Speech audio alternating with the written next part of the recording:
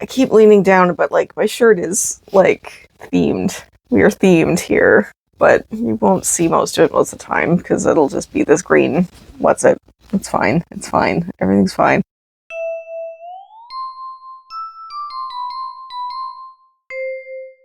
Hello, my name is Heather. Welcome back to my channel. If you're new here, thank you so much for tuning in and maybe consider liking and subscribing. It would really help. If you're an old friend, thank you so much for being here. I really appreciate you being here. It means a lot to me. We're talking one note wonders. This is a little series I sort of have going whenever I talk about a specific note. And today we are talking melon. We are talking watermelon. We are talking honeydew melon. We are talking cantaloupe. We are talking all of the melon scents in my collection. So this is a top 10 list. I've ranked them in order. We're going to count down. We're going to talk about all of the melon scents in my collection. I really love melon as a note. I know one of the most popular melon scented things is Wave Child. And interestingly, Wave Child, not on this list. As obsessed as I am with watermelon, everybody loves that one and I cannot get behind it. So it is not here. But to see what is here, please keep watching. My number 10 slot is actually an honorable mention because it is kind of no longer part of my collection, though I do have the bottle here. This is Mugler's Eau De Star. Got a little star floating around.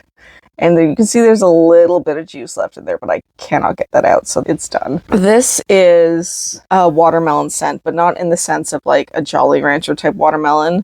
While it is sweet, it does have like, I believe, like honey and vanilla in it, and it's certainly an aquatic scent with it due to the watermelon. It's very patchouli heavy and very green. This smells like a watermelon, like rind and all. This was an extremely strong scent. I have an embarrassing memory of accidentally choking someone out on this like last year when I still had some. It's got enough sweetness that it is really quite lovely. So, oh, you can see my reflection in there. An honorable mention, given that I don't actually have any left, but this would be in my number 10 slot. Mugler's Eau De Star. The number 9 slot in my top 10 melon scents goes to Elizabeth Arden. This is green tea cucumber. I very recently did a cucumber video, so I won't go too much into this, but it does have a watermelon note in this in addition to the green tea DNA and the cucumber. And I think the watermelon in this just sort of gives this some of its sort of aquaticness and also adds a little bit of sweetness to the aquaticness of it. So it's not just like a very like green aquatic. It's kind of sweet as well. And I think that's largely due to the melon in this. These Elizabeth Arden green teas are fairly light wearing, but also like fairly inexpensive. Like I believe I got this 100 ml bottle for like $20 Canadian or something like that. So once the flankers sort of aren't like the current release, they end up at discounters. You can get them for very, very cheap. I think they're a really great option if you're looking for something affordable. This is very light and refreshing. And they last about like 4 hours. Like they're not too bad. So yeah, that is Elizabeth Arden's green tea cucumber. The number 8 slot. This is actually new to my collection. You will see this in an upcoming haul. I literally bought this 2 days ago. Anyways, let's talk about it. This is Britney Spears' Jungle Fantasy. This is a cute little 30 ml bottle. I love the colors. I match the colors. This is very watermelon colored in addition to being watermelon scented. So I picked this up the other day. I was in a Winners. I was looking around and this was like a $20 scent on the shelves. I was interested in this when it came out, I believe 2 years ago. And then like, I just never thought I was going to get the opportunity to smell it or anything. I thought I would have to like order it online or something. Managed to find it in store, managed to find it for only $20. So I got a great deal on this. So I thought I would risk the blind buy.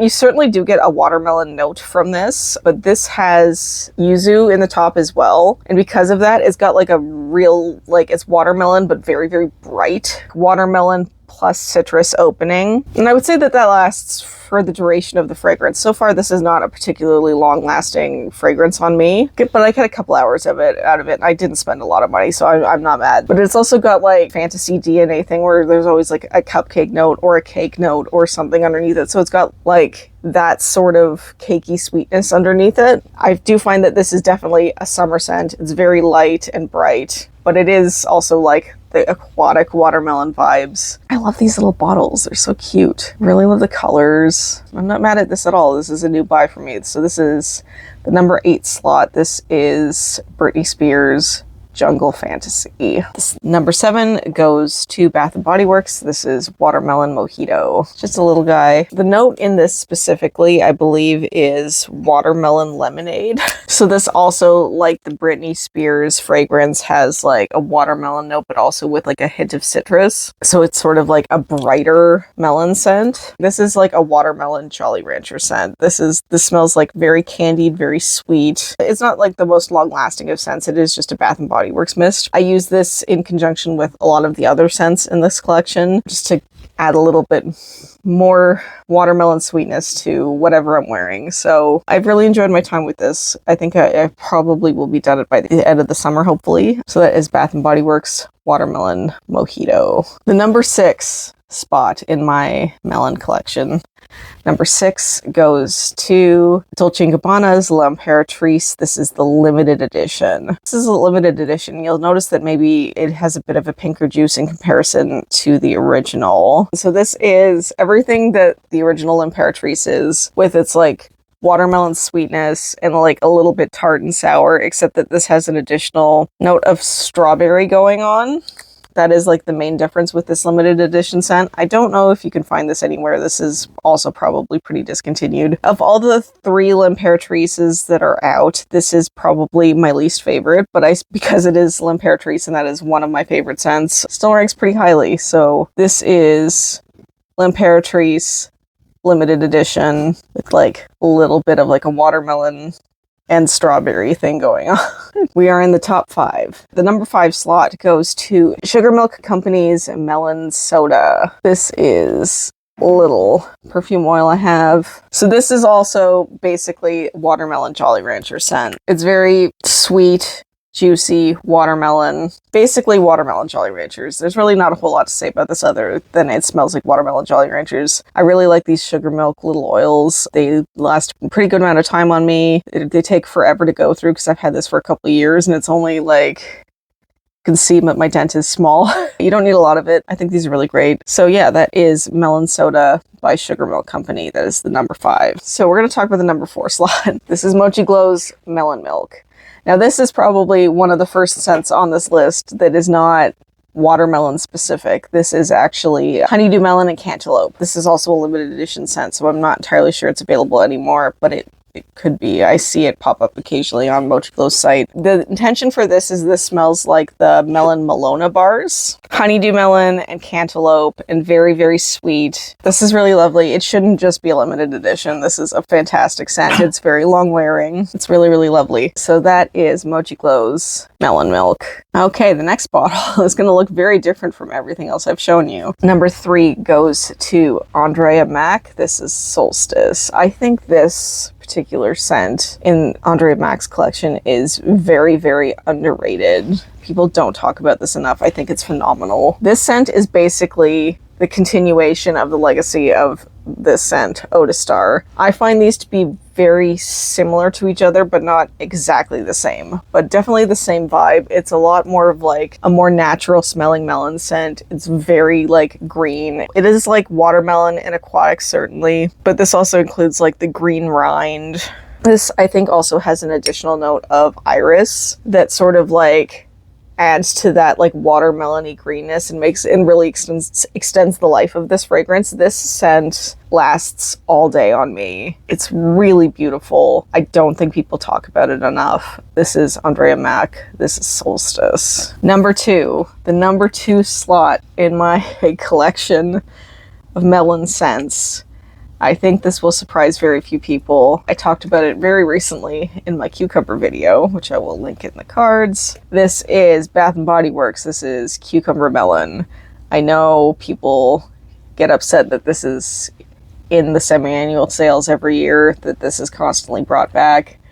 It's brought back for me, friends. I am sorry. I do not care.